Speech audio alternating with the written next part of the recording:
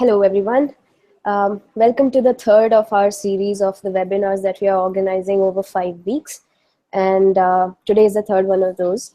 So we are doing this in association with the American Center and their Young Leadership Program, exchange program with students. I would like to take this opportunity to thank them to engage us with their initiative. Also, we are being supported by Twitter, and a big thank you to them. You can use the Twitter handle #MyInternetMyRight to start the conversation about freedom of expression. So in today's webinar, we are going to talk about freedom of expression online. And we'll sort of try to unpack a fundamental question that how do we see the space that internet provides us to let us exercise our right to freedom of expression? And the emerging issues that are arising as the internet is evolving, as the government regulations are changing, new policies are coming up. And so this is just to give you a bit of introduction and structure of the webinar today. Also, today we'll try and keep the webinar as discussion based as possible. So I hope you'll enjoy it. And to sort of give you the kind of issues that we are going to talk about, a little bit of introduction to that is censorship, hate speech, threats to legitimate expression online. Section 66A of the IT Act. IT Act is the only act that governs the internet in India right now. Issues related with sedition, harassment, and targeted trolling, which is usually targeted towards dissenting opinions in our country at this moment. Also, we are going to address three main questions in our discussions today. So first will be how the law can protect our right to free speech and to what extent, and what are the measures that law can, what kind of freedoms can law provide us for protection and promotion of freedom of expression in India. Then we're going to talk about internet governance. What internet governance really means is who makes the rules about the rules, and how do we go about it? Who's the person who controls the structures? Who's the team that controls the structures? Also, to what extent these controllers have the right to extend measures, limit measures, or to protect our right to freedom of expression. The third question that we are going to talk about is how individuals can protect themselves online, and how they can protect others as well. Also about the responsibilities that we have as internet users and the space that we share collectively. So this is just the structure of the discussion today. I'm going to ask my colleagues to introduce themselves one by one before we can start unpacking the issues in detail. So I'll request Eshita to go ahead first.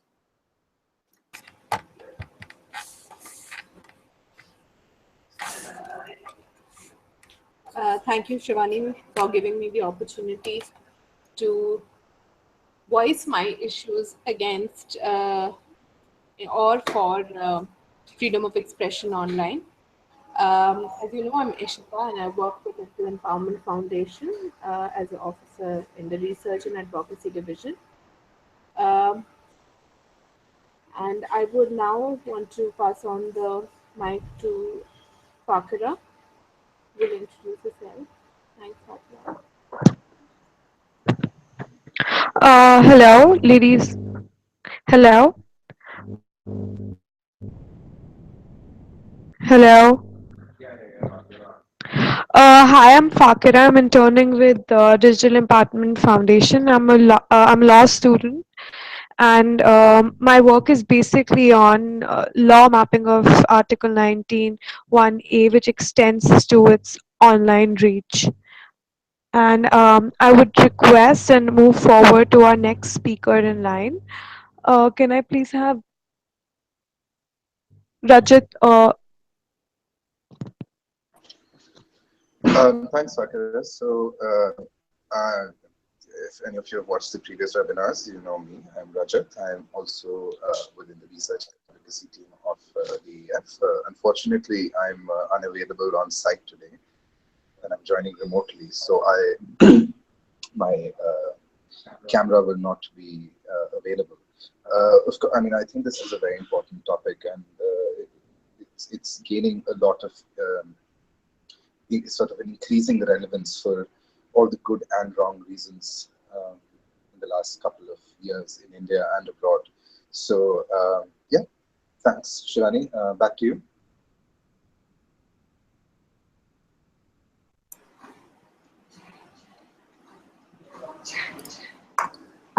Thank you everyone for introducing yourself.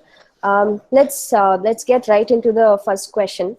And I would like Fakira to throw some light on this issue because she's a law student and she's really passionate about law as well. In fact, she's doing a lot of good work in our organization right now, doing law mapping of internet freedom of expression and Article 19. So Fakira, I would like to request you to maybe start your presentation here. Okay. So I'll be talking about Article 19(1)(a) and how it extends to the internet. For understanding the reach of Article 19(1)(a) and 66(a) especially, we cannot forget an important Supreme Court case, which is Manohar Lal versus Union of India. What happened in this case was the Supreme Court said that you cannot limit free speech without it having a reasonableness with the object to be sought. What happened in 66A was not that the restrictions were unreasonable. It was much more and beyond that. It was that these restrictions were vague and they were unreasonable in nature, and so they were not able to achieve what they were soughting to achieve. Instead, they were harassing the provisions that Article 19(1)(a) talks about. I assume that everybody would know what Article 19(1)(a) says. It says that every individual has a freedom to speak, and by freedom of speech, even though it's not expressly mentioned, you have a freedom to be offended, to offend, and to impart knowledge, and the right to know. And all of these cover up huge aspects of our life. As in our previous webinar also have said, that freedom of expression is the basic fundamental human right, because when you're not allowed to express yourself, there is no other function that you're being allowed to do. The freedom to express yourself is the fundamental and the biggest human right we all need to protect in today's time. So I'm not going to just jot down information because it's very technical in nature. So I'm going to talk about how internet free speech got curtailed in India. It was not always like this.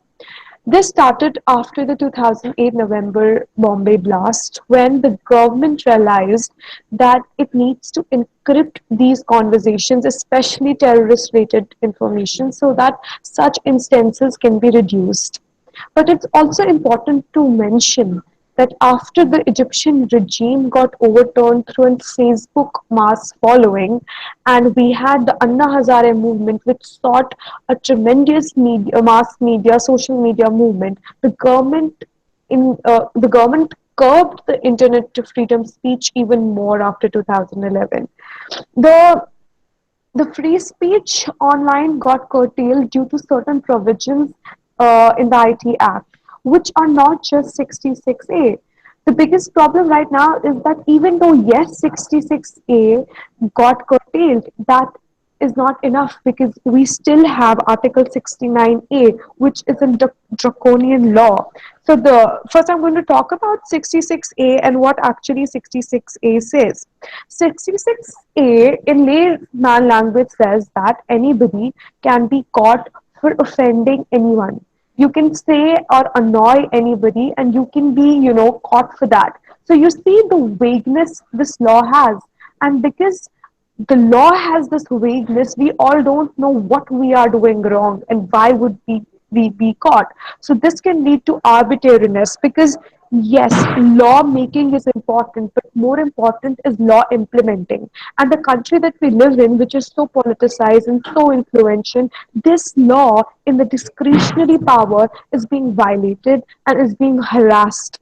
So the Supreme Court also would like to mention that this was the first time in Shreya Sangal versus Union of India, the Supreme Court struck down a law. As much as an achievement as it should be seen as, I see that I feel sad when I say that, because the Supreme Court is so reluctant on scrapping down laws that we have been living under so many restrictions that are undemocratic. So in Shreya Singhal versus Union of India, Supreme Court simply defined three types of speeches. It says that speech has three forms. It has advocacy, it has discussion, and it has incitement. Advocacy means when you're advocating the speech. Discussion means when you're discussing the speech. And incitement is when that speech causes such situations that it can incite violence.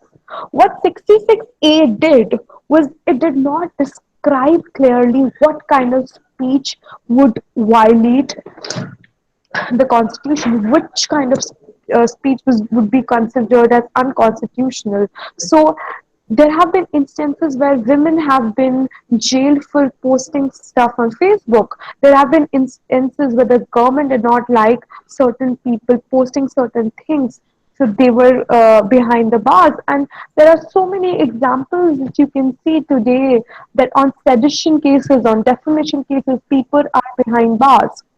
I would like to quote certain things. For that, I would like to read down. I'm sorry for the inconvenience. Um,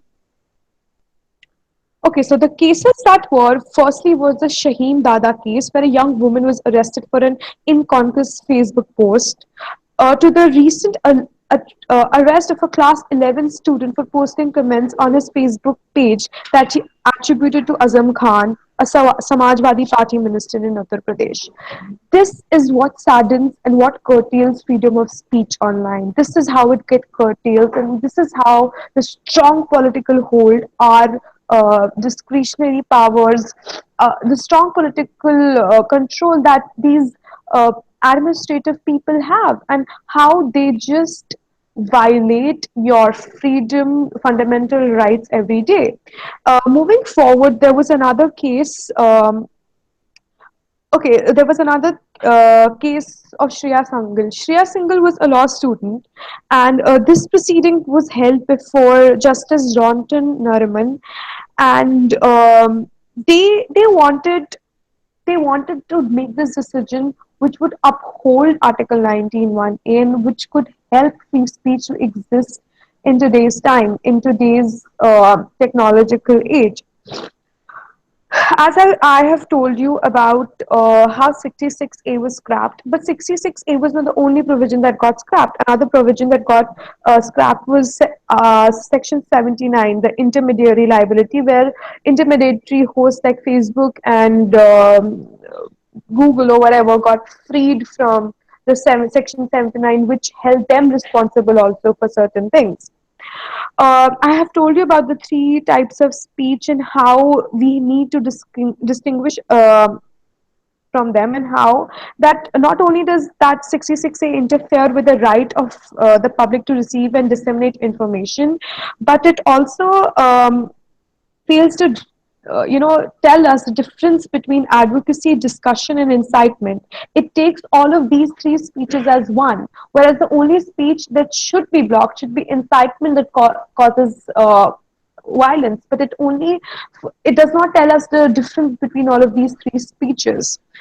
Moving forward, I would like to talk about another draconian provision, which is 69B. Why is 69B, according to me, more dangerous than Article 66A is because this allows the government to sneak through your emails, through your messages, through your text messages, through your images, without any reasonable restriction upheld on them. There are reasonable restrictions provided on them, but we know time and again how they have been violated. And and these intermediaries are also under Article 69B held if something wrong goes throughout their channel. Moving forward, I would tell you about certain cases like how in 2009 a cartoonist, no, 2011, a cartoonist blog page was struck down by under 69B because it was felt that it was unconstitutional. the cartoonist had posted a picture, had made a drawn a picture which is similar to the Indian Parliament. And during that time, I would like to remind you that it was the anti-corruption movement that was going on. Um, Moving forward, when Supreme Court talked about 66A, it gave certain arguments how 66A does not talk about public order, does not talk about defamation, does not talk about decency or morality. It does not talk about sedition or incitement to an offense. Supreme Court, especially in this incitement to offense, I want to talk about it because this is the commonly misused part. Everything that a person posts is always given the ground of incitement to offense. Supreme Court gave a clear-cut distinction between the use of information merely for the purpose of discussion, advocacy, or highlighting a point of view and incitement of an offense, and stated that requirements of Section 66A, cause of annoyance, inconvenience, danger, being grossly offensive, or having a menace character, may be considered ingredients of offense under the IPC, but are not offenses as defined under the Indian Penal Code in themselves. Any information that is disseminated might cause annoyance or inconvenience or any other form of other consequences mentioned under 66A. However, this does not automatically mean that such dissemination of information will incite a person to commit an offense. On the basis, the Supreme Court found out that there is no proximate nexus between 66A and incitement to offense either.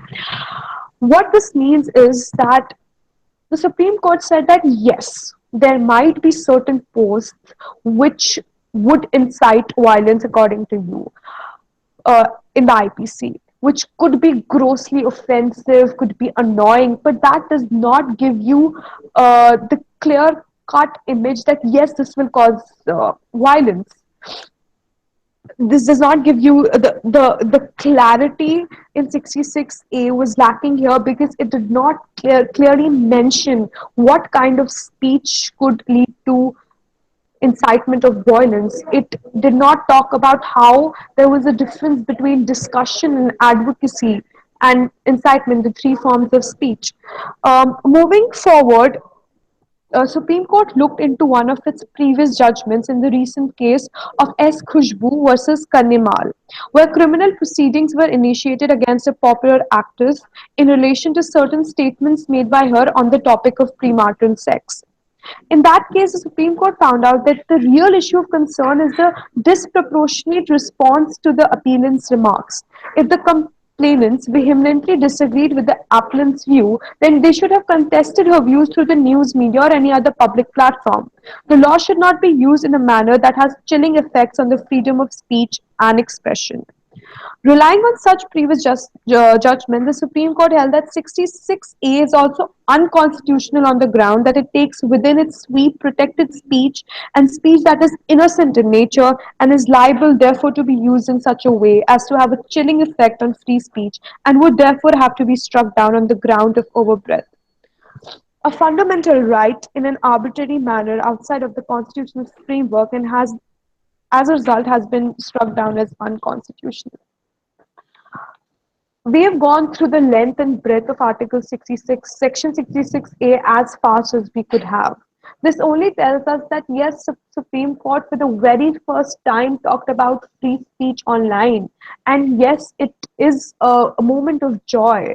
But we are seeing that other sections are being hardened, other sections are being used much worsely than they were before 66A, and there is news about 66A being revamped. That means the government wants to curb this voice that you have online, the government wants to stop this voice that you have online, and the government does not want this voice to reach to millions of people like it has. When the first case of freedom of speech came before the Supreme Court, it quoted a very, very famous American case, Whitney versus California. And in that case, it said that the Supreme Court of United States said that free speech is the gift that the liberators and the framers of democracy have given us. Because free speech helps us to develop our our mind, our abilities, and gives gives a ground for debate that is healthy and important and necessary for a democracy. Because otherwise, without free speech, without the ability to speak whatever your mind has, and without the ability to contradict or criticize what others are saying, we do not discuss, we do not advocate, and we do not form a democracy. Uh, so I've talked about how these things were causing an hindrance to Article 19(1)(a), but I would not forget to talk about how Article 19(1)(a) has actually guaranteed us the freedom of speech and expression. A quick bit for 2 minutes on Article 19(1)(a). The government, the government is allowed to put restrictions only on certain things, that is public order, decency, and morality. Article 19(1)(a) is a very strong article. It holds the right of speech and expression online, offline, in your life, but it also contains the freedom of press. It also contains uh, the freedom of privacy, right to privacy. It contains many aspects which is not clearly mentioned but have been integrated through judicial activism. Article 19 is a very strong article which should be exercised and talked about and explained through judicial activism, because it has a broad concept to it. It should be looked at in a very broader form. I think that would be it. And in the end, I would just like to say that as citizens of a democracy, we have been given the right to fight for any oppression against us, and we have got a mechanism for it, that are the courts. Like Shreya Singhal visited the Supreme Court and scrapped and helped us scrapping 66A. We can do much more, and we can tighten the realms of the government today, and we can shackle down the political age that has grown up, and how the political system is scraping down the basic essence of our constitution. Over to you, Shivani.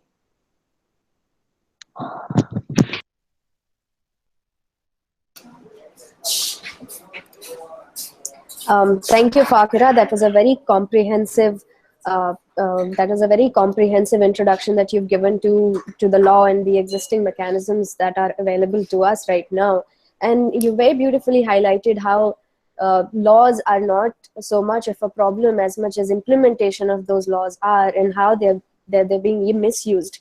And also, you talked a little bit about the attitude of the judiciary, and I would like to come back to that point when we discuss further in how what measures are available to us when we want to protect ourselves, the individuals want to protect ourselves, and also with the question of internet governance.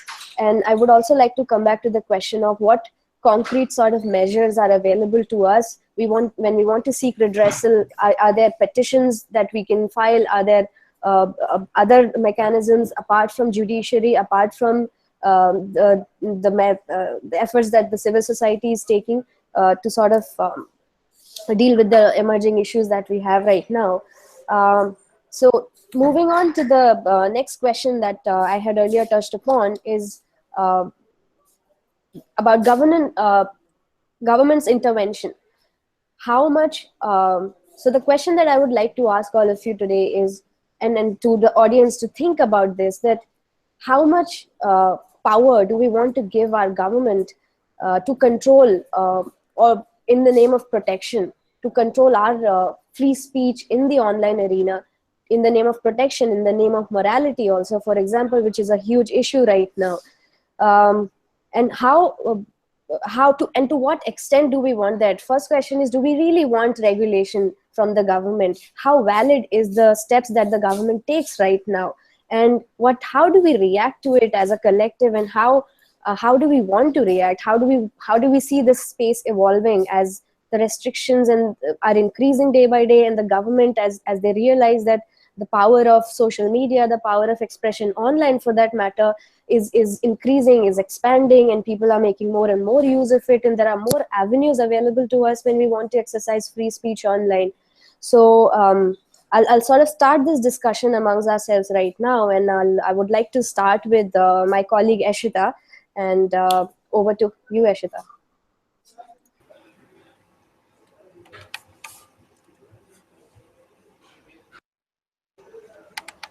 Thank you, Shivani. Uh, while speaking about freedom of speech and expression, I would like to quote this very, very famous poem by Rabindranath Tagore, which is highly quoted in India and around the world. Where the mind is with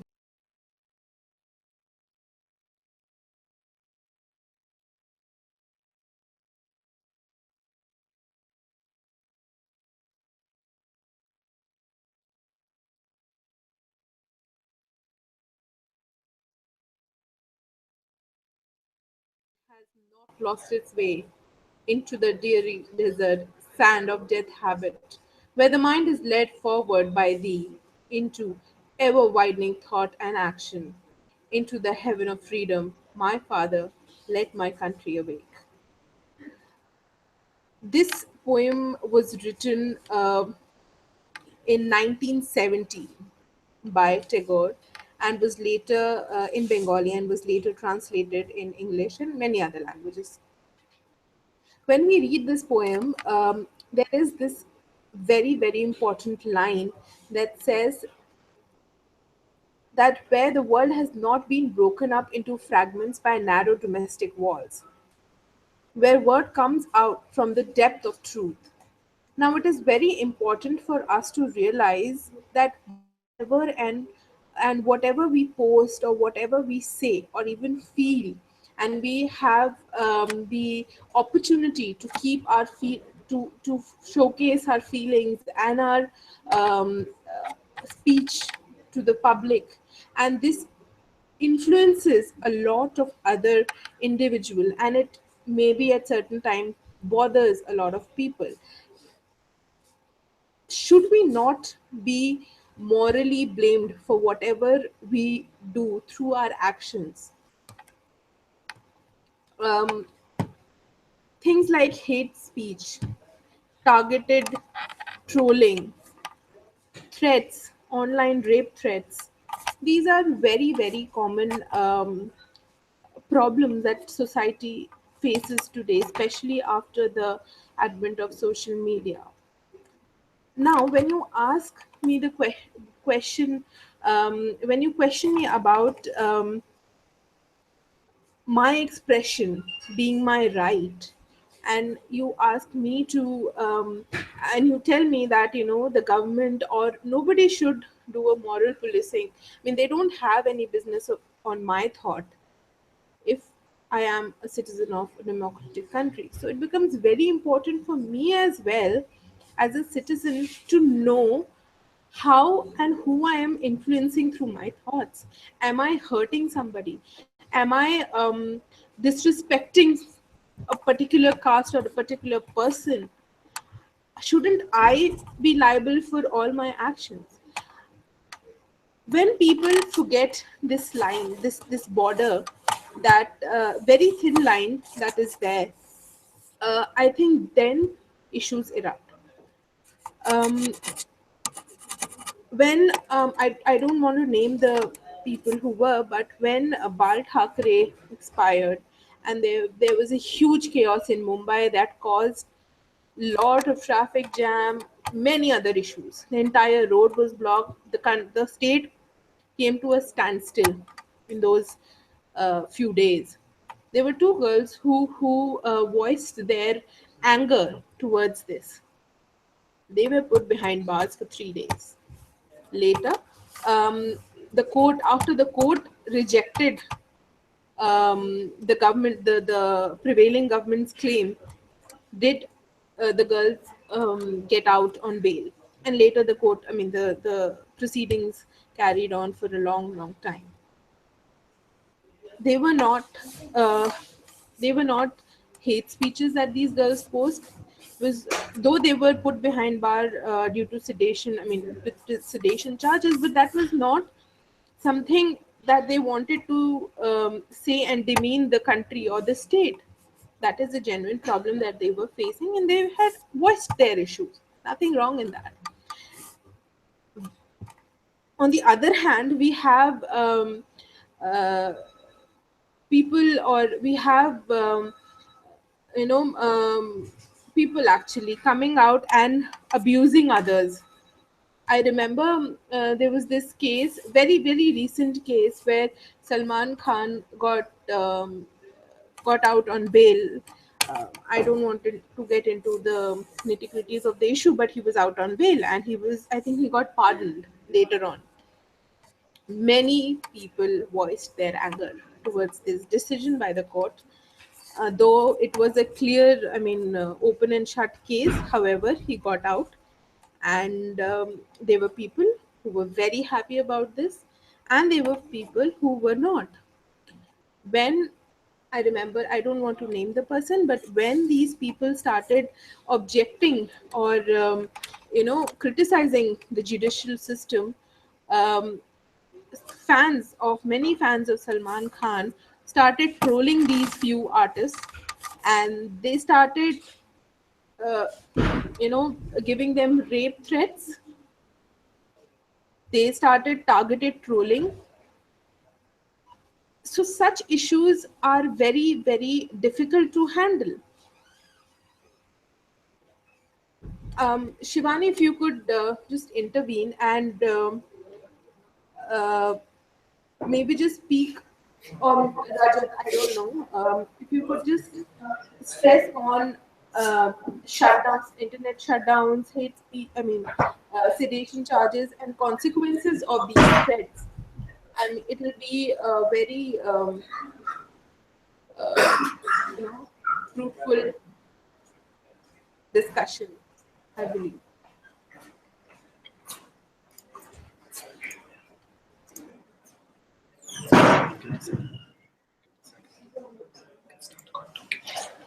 Thank you, Ashita. Yes, I would like to highlight a few issues over here, and in terms of the question that we are talking about right now. I would sort of just like to place these things on the table right now so that we can have a larger discussion on it. And I'm sure Rajat will also talk about this in details when I hand it over to him. So there are two very important things here. When we talk about free speech, and when we talk about laws and policies and government's intervention on our internet as we see it. First is that when we talk about laws and regulations, uh, in terms of protection, the same protections that we have offline should extend to online and vice versa. So in our opinion, we believe we don't need separate laws. The laws that exist should just extend online as well. That's one thing. Second is that free speech also this is also a question to all of you, that free speech does it also include the right to offend and the right to get offended? Does it not is it not limited to only talking about fluffy things and good things and praising people and furthering our agenda? That's another question. And coming back to the question of, again, protection measures, I would like to ask Fakira to maybe throw some light on the attitude of the judiciary. Fakira, up to you. So I'm talking about judicial response to hate speech, and I would like to quote Supreme Court.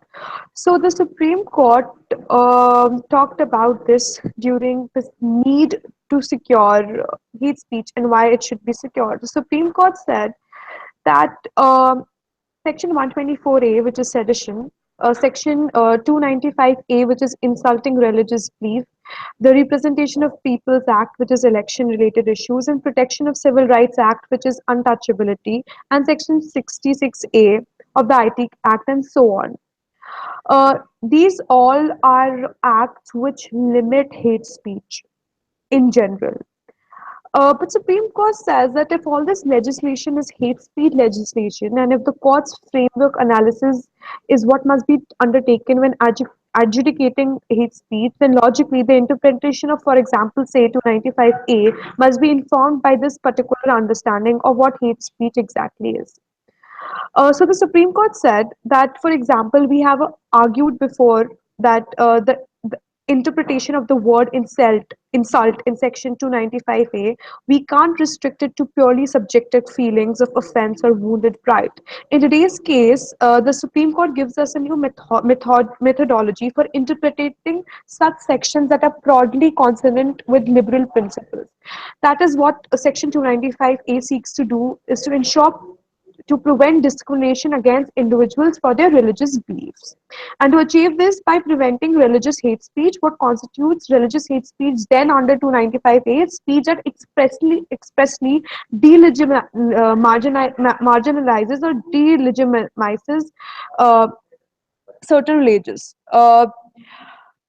For example, to marginalize certain people because of the religious affiliation that they have, or for example, we could say something like you XYZ are cockroaches and need to be eradicated, or you XYZ actually believe in past lives and reincarnation. That is so ridiculous or stupid. So keeping in mind all of this, and the statements that I made, the two statements that I made earlier, amount to 295A, prohibited religious hate speech. No matter how much offense they cause and how much they infuriate, there is nothing in those two statements that degenerate the XYZ as people or questions their equal moral responsibility or membership in the society, or denies them the right to participate in a pluralist democracy on equal terms. Statement C, which the first statement that I made, which was that you XYZ are cockroaches and need to be eradicated, on the other hand, falls clearly within the proscription, and for all the reasons mentioned above, can be prohibited on liberal grounds. I would like to repeat my two statements again. You XYZ people actually believe in past lives and reincarnation. That is so stupid and silly. And my second statement is you XYZ are cockroaches and you need to be extradited. My first statement cannot attack the person and cannot stop his existence in the society, or curtail his movement in the society, or stop him from exercising in a democracy. But however, my second statement, which says that you people are cockroaches and you need to be eradicated, can amount to under section 295A, and can amount to, can be, by this line, can be prohibited on liberal ground. um, in today's in Let's take the case of the recent pornography decision. They lay the base for future developments of India's free speech laws that are consistent with basic principles of political liberalism, pluralism, and equality. It remains to be seen whether the Supreme Court is ready to accept that all of this is necessary, and in our liberal society, in this age of democracy, that by putting bans on things like pornography online, you're not saving anybody from anything. It is a very unreasonable kind of a decision that came from the Supreme Court, and it's not something that enhances democracy. It, in other ways, stops and does not respect the profession certain people choose to uphold. Supreme Court has, however, in a very surprising way, upheld hate speeches of political parties. It says that we are we are people of 120 crore. We are a democracy of 120 crore or more than that, and we have 120 crore views. And just because one view contradicts the another, we cannot put a ban or we cannot restrict that. This is how democracy strives, and it says that these people should be allowed for such speeches, so that the people who vote should know what they are voting for. It says that hate speeches during political rallies, if curtailed, are violative of Article 19(1)(a), which is very surprising and funny because the Supreme Court contrasts itself, which is the attitude I was going to talk about. The Supreme Court has a very contradictory approach to certain things. In one instance, it upholds hate speech when it comes to political parties, and in the same breath, it says and negates hate speech and says that it does not it should not exist in the democracy for certain moral, religious, or political grounds. And this is the attitude the Supreme Court has shown now and again. Supreme Court is also very reluctant to scrap down certain laws. The only law that it has actually agreed to scrap down is 66A due to its vagueness and certain good judges that our judiciary has.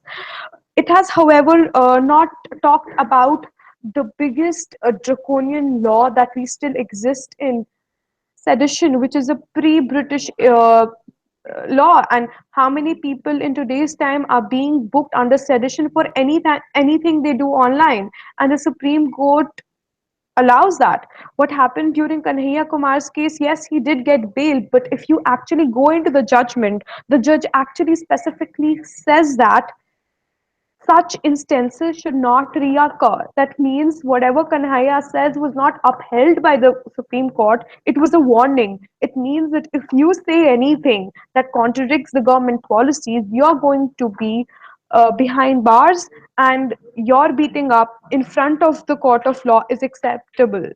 There are many other instances where free speech is being curtailed in ways that it has not been before, especially in the student level, because many people, youngsters, are using online mediums to express their thoughts, and those are the people who are being attacked because they are vulnerable. They're not able to have access to the readily available legal mechanism. Shivani, you actually asked me the attitude, and I'm going a bit off track. But I would just like to say that the judiciary has a very dual attitude towards it. It sometimes restricts hate speech, and it sometimes upholds hate speech according to case. The judiciary has not shown one line of a statement where the judiciary says that no, hate speech should be accepted, or yes, hate speech should not be accepted. It's not good for our democracy or whatever. The judiciary is very confused. The judiciary sometimes says yes and sometimes says no, especially when it comes to political parties. So you can yourself see the attitude, how it plays from case to case, from scenario to scenario. We have not had a particular strong judgment where the Supreme Court comes heavily down on hate speech, or comes heavily down on sedition, or comes heavily down on defamation. Yes, it did heavily come down on 66A, but it upheld other sections which are more draconian in nature, and there is a revamping of 66A. I'm sorry for being so pessimistic in nature, but that is what is going on in our legal scenario, and this is something really serious, and we'll need a lot of fighting back. We'll need a lot of judicial activism to be brought straight in line. Thank you so much, Shivani. If there's anything you need me to add on, I would love to. Thank you, Fakira. I think we'll move on from this, and I'll come back to you for other questions later on in this section. So you've given a wonderful point about how there shouldn't be a blanket ban on free speech or on opinions that are dissenting in nature, and that are that does not conform with the majority opinions. That is a wonderful point that we need to talk more about and have more conversations and dialogue about this in the civil society, in the government agencies, and other people that are working on these issues. Which also leads me to, and you talked about draconian approaches and measures when the government tries to restrict our fundamental rights at times. So there's a huge problem these days that we're dealing with, which is the problem of internet shutdowns, and that's also a blanket ban that the government just sort of puts on network and on phone networks, internet, and on application levels. So this is a measure that does not only limits our freedom of expression, it also affects other rights. For example, what's happening in Kashmir right now and in conflict areas. What they try and do is basically put a blanket ban to say, in the name of protecting us and preventing breaking out of a riot. and there might be a peaceful protest going on, and people are talking about expression and dissent, and protesting about against some policies. But what ends up happening, at if there is a riot, which does not have to always be communal in nature, but the riot breaks out and there are casualties and there's emergencies, people do not have access to communication at that point. So my point here is that when the government tries to limit and put measures on certain situations, in certain situations, they are not coherent with the whole idea of dealing with the issue. It's not practical enough. It obviously hampers our fundamental rights. So it also affects our right to access to medical health, for example. We cannot communicate, we cannot call help, and we cannot take measures to deal with humanitarian issues in such a situation. So that's another thing. But the question is still there, that is it valid? Is it valid? In what kind of scenarios is it valid that the government can put such restrictions? And what kind of other restrictions? Maybe we can suggest alternatives and talk about alternatives in which that there might be a legitimate concern to limit free speech. And I would like to ask Rajat to pitch in here when we talk about this issue. Rajat, would you like to go on? Yeah, thanks. Hi, okay. So right off the bat, just a couple of things I need to add to our previous discussions. Based on, so back in 2011, the United Nations Special Rapporteur on the Freedom of Expression, Mr. Frank William LaRue, wrote a paper about, looking at the relationship of offline rights, traditionally offline rights, and their application in the digital space. So he came up with a framework, which is popularly known as the Frank LaRue framework, the FLR framework, which was, of course, then built on by an organization called the Association for Progressive Communications. Now, full disclosure at this point, I work on a project at DEF that is that alongside the Association for Progressive Communications. So please do forgive me if I'm tooting that horn a little too much. But I believe that it's very, very relevant to the conversation that we're having. So the FLR framework outlined a set of general criteria that each state may be evaluated on. So I'm just going to gloss over some of the more important ones that are relevant to this discussion on freedom of expression. However, that's not to say that I'm belittling any of the other ones. So looking at criminalizing legitimate expression is a very important thing. Looking at the arbitrary blocking and filtering of content. Of course, general protection, which was enshrined in law. So Fakira had covered that a while ago. And then other scenarios such as disconnecting users from the internet, the imposition of intermediary liability, and so on and so forth.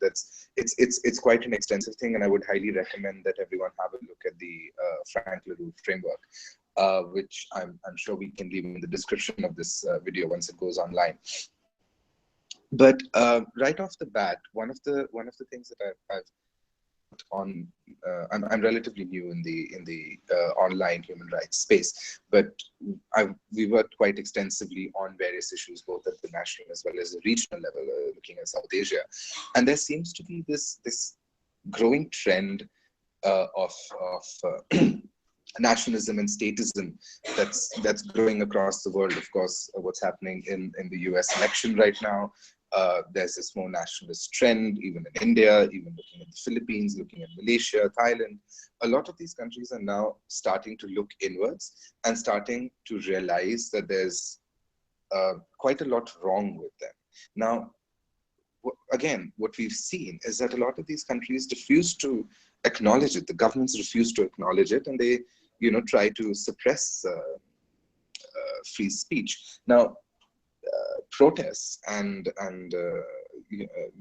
expressing oneself, whether it's a dissenting opinion, whether it's an opinion that is agreeable to a certain point, or it is just the statement saying "I like cats."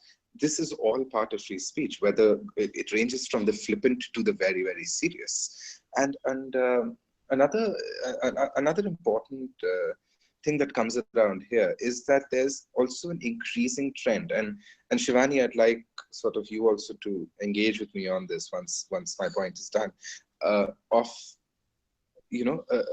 erosion of the right to privacy in the digital space. I mean, there are various laws and rules in India that look at the imposition of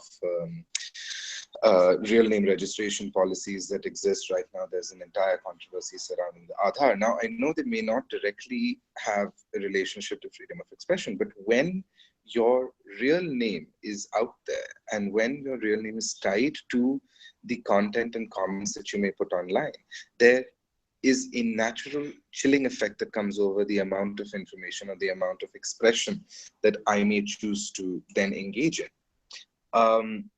Shivani, do interrupt if I tend to go off track. I will. Yeah. Yeah. I'm sorry. I'm a little busy on other things, so I'm a little distracted at this point in time. But let me try and double back. And what I'm going to do is I'm going to ask another important question. I think it may be a little controversial because it may not be something that many people in the space agree on. But is government intervention that important? Is the presence of the government intervening in online spaces that important, or is it something that is intrinsically tied in to the monitoring of these spaces? Like you have laws in the Indian Penal Code as well as the Code of Criminal Procedural Code and various laws that look into the application of free speech in the real world. Is it fair that the government intervenes in this space, or is it unfair? I think that's something that is a question for days and months to come, and is something that's going to really be important. Now, in the interest of time, what I'm going to do is I'm going to cut myself short. I know we don't have much time. We may have another about 40 minutes or so. So, Shivani, I'd like to ask that question, maybe to the entire group, or just maybe to yourselves. Is that do you think that the state intervening in freedom of expression online is an important thing? Do you think it's necessary? I personally don't believe so, but then again, I am a liberal in the true sense of the word. Yes, so it's yeah. Yeah, go ahead. Sure, it's an interesting question actually, and a lot of our work revolves around this question, and we are trying to unpack the issues that also come in partnership with these kind of issues. So I made a point earlier about how the measures and the restrictions and the responsibilities should not only limit to offline spaces. So when I say that restrictions and laws and protection policies are available, if they're available offline for certain reasons, they also extend online, because a basic principle of human rights violations offline and online is, and with the growing body of evidence we have, is that the kind of human rights violations people face offline also extend online. There is no change there is change of space. There is that change of space, but there is nothing that stops people from still trying to hurt other people and sort of impinge on their fundamental rights. So that was I think it's important that there should be restrictions, but the restriction should be reasonable on the government's part as well. If we are faced with the problem of reasonable restrictions, I think that when government is trying to protect us and put restrictions, there should be certain criteria and certain amount of following the international principles and the fundamental rights that are ensured in our constitution, and that also relates to free speech, for example. So before we move to the next question. Sorry to interrupt you, Shivani. I want to come back to something that you've mentioned, is about reasonable restrictions.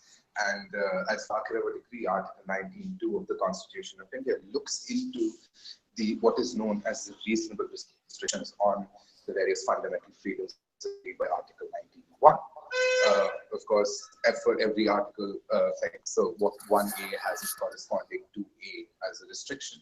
And one of the key issues that I have with the term of reasonable restrictions is looking into the sort of liberal heavy-handedness that happens in the part of the government when they look at the application of these reasonable restrictions. Because like look at the network shutdowns that have happened all across India over the past 1 year. Of course, the most prolific and most infamous of them all is, of course, the one that's happening in Kashmir. But if you look at any of them, the reason that they have quoted for the network shutdown, whether it be in Gujarat, whether it be in Kashmir, whether it be in, and of course there are some like Bihar where they've just had the very flippant reason of we want to avoid cheating in an exam. That was also in Gujarat, if I'm not mistaken. But in one of the cases in Gujarat. But you look at the case what's happening in Kashmir. You look at the case what's happening in Gujarat as well during the Patyada riots. It was all about incitement of violence, which is word for word what exists in the Constitution under Article 19(2). So I'm not too sure if reasonable restrictions are really all that reasonable. But then again, that could be me, that could be the liberal, that sort of, ultra liberal me speaking. But I don't believe that's really the case. But I tend to agree with you when you were talking about network shutdowns, for example, and I made this point earlier as well, that the usage of such measures is disproportionate. And this is the attitude the attitude and the pattern we can notice, and we can sort of draw out from the measures that the government is taking day by day, and they are increasing for that matter. So, but we have shortage of time, so I'm not going to dig way too much into this right now. And I'm sure we'll have discussion on this in next series of the webinars. So we still have another question to talk about, and Rajat, if please let me know if you're available for this. The question about individuals protecting themselves, what kind of measures individuals can take to be secure online when they're practicing their fundamental free speech rights. Sure. So of course, in terms of, I think there are, again, there's two sides to a coin over here. The protection happens in two different ways. Protection happens from the perspective of the individual and the kind of agency that he or she can then exercise, and the kind of tools that are available towards protection of an individual towards free speech. But I think there's also a flip side that I think, of course, Fakir can speak about better, is looking at the law, looking at the role of the judiciary. I think she highlighted very well that at the moment, the judiciary is a little hesitant about taking a stance on it. Just give me 1 second.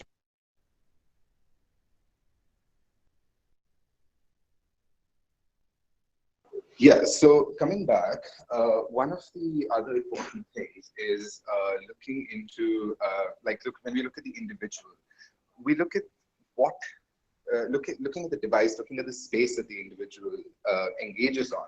It's the internet.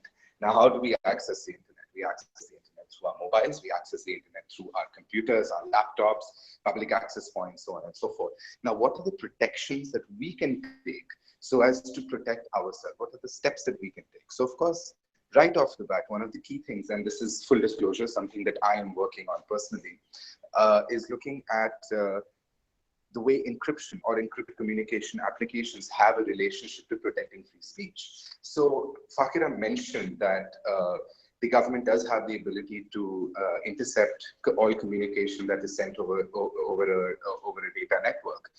Now, what encryption does, and what particularly what is known as end-to-end encryption does, is that it protects and encrypts the communication data from the source to the endpoint.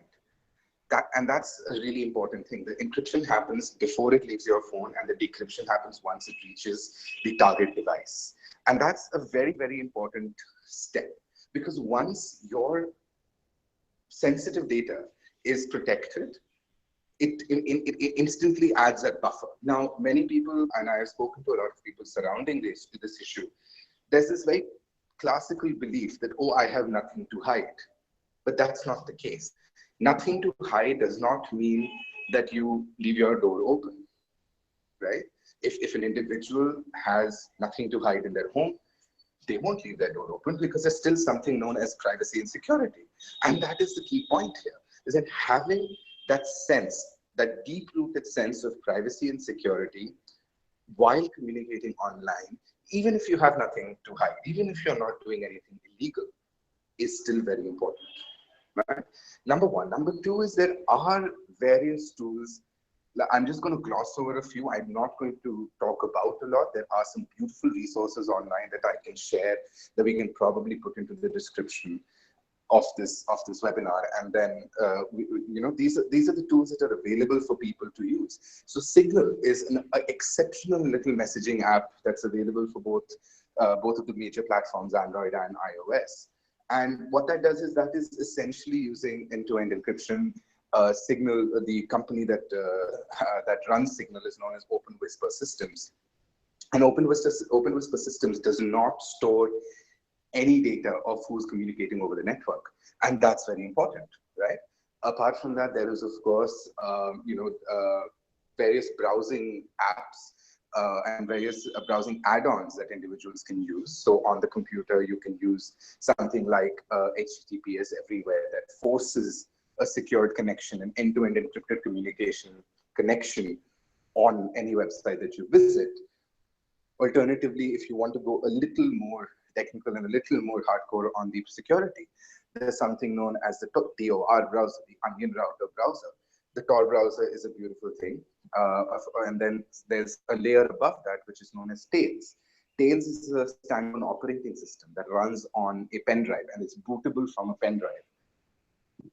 There are different levels of protection that an individual can go through for the sensitivity of the information that that person wishes to communicate. So if a person wishes to communicate simple information, just any old regular information, I don't see why Signal is a bad idea. Even though it could be a message to my mom saying, oh, I'm going to meet you for dinner at this point and this time. I don't think that's wrong.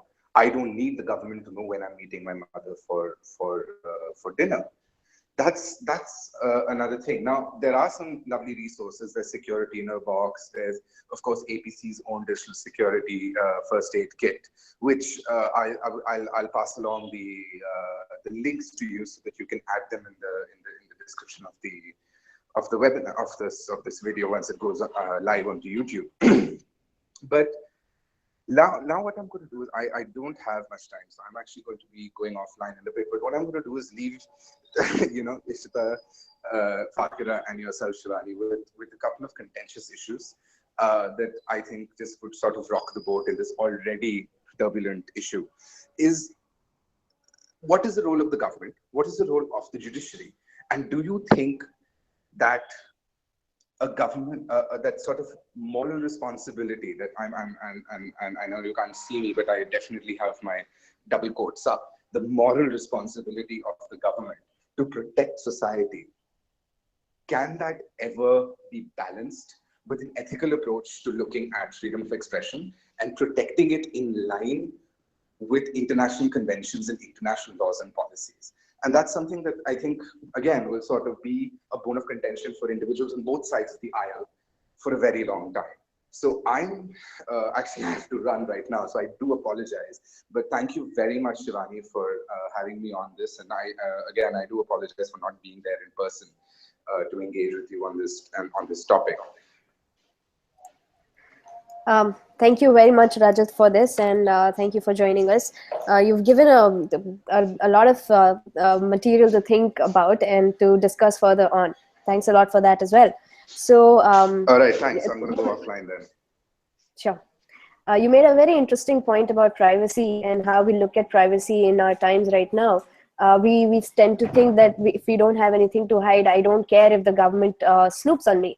And this is something that needs to go more into deeper discussions around families, around students, around academic institutions. Everyone should be talking about it, about this, and not just people who are working in the area and people who are involved in policy making, for example.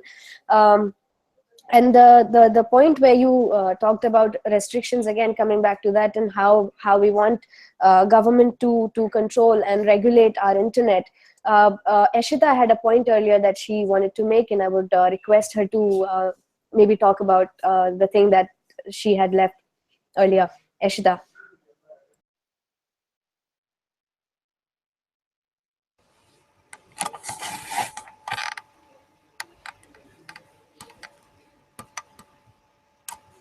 Can you hear me? Can you-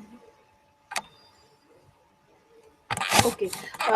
So thank you, Rajat, for this very clarifying thought on why privacy is important in today's life.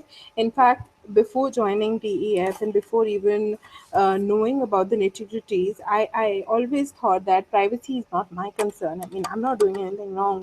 Why should I care about the government snooping in or even knowing what I'm doing throughout the day?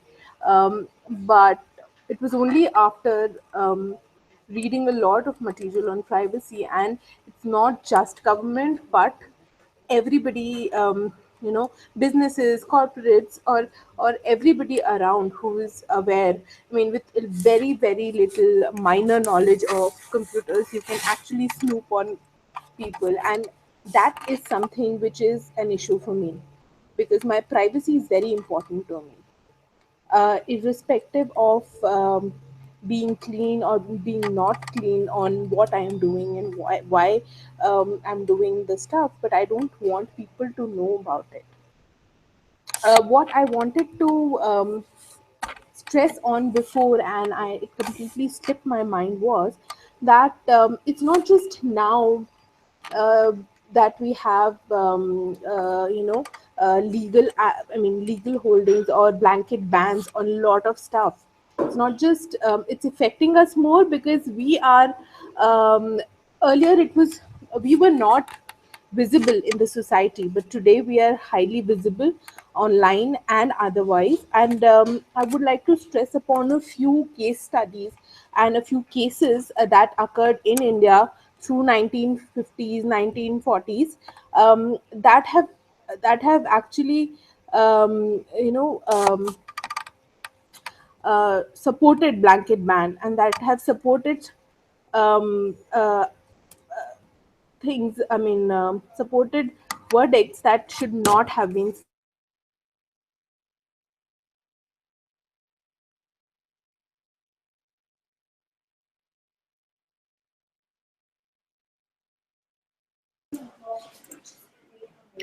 I think there has been a technical problem. Eshita has gone off the grid for now. So I think we have had quite a good discussion around the issue. And before I conclude or I close this interesting webinar for today, I would like Fakira to maybe give her last comments on things that we have talked about, maybe a question that she would want to answer, and something else that she would like to highlight before we close. Eshita, sorry, Fakira. Thank you, Shivani, for letting me have the leaving comments. I wouldn't like not. I would not like to put forward a question, but would rather like to put forward an observation. 10 years ago, free speech was limited in its own technical way. You could not reach to masses. Your free your surrounding. And for people who were a part of the media, was who were having problems because their ideas were disseminating to a larger field. And those were the people who were having conflicts with violations that were putting on their free speech and their right to speak or their right to publish. What happened in this 10 years is that we took on the role of media, and we took on the role of media in a very, very innocent way. We put forward the news that should have been put forward. We talked about the human rights abuses that need to be talked about. We started bringing revolutions that needed to be brought out. The anti-corruption bill was brought out because of social media.